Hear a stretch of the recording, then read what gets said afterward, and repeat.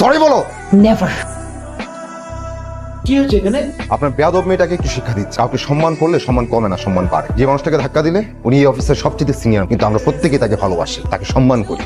এই মোতালেব চাচাকে তোমার বাবাও সম্মান করে। অফিস থেকে আমার ঘাড় ধাক্কা দিয়ে বের করে দিতে, অফিস থেকে বের করতে হবে না। আমি নিজেই অফিস ছেড়ে চলে যাচ্ছি।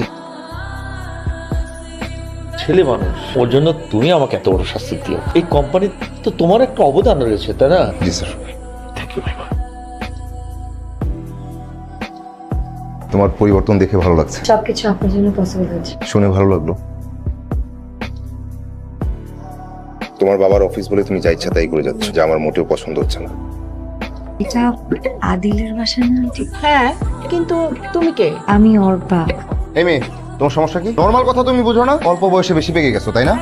কি আজো? এই মেয়ে কান্না করে কেন? এই কথা কানে যায় না? আসো, যাও। আমি এখানেই দাঁড়াবো। তোমার যা ইচ্ছা তা করো।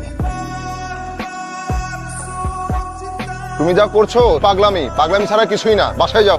আমি ততক্ষণ পর্যন্ত বাসায় যাবো না যতক্ষণ পর্যন্ত তুমি হ্যাঁ না বলবে। ঠিক আছে, বাসায় যাও। আমাকে 2 দিন সময় দাও, আমি ভেবে দেখি।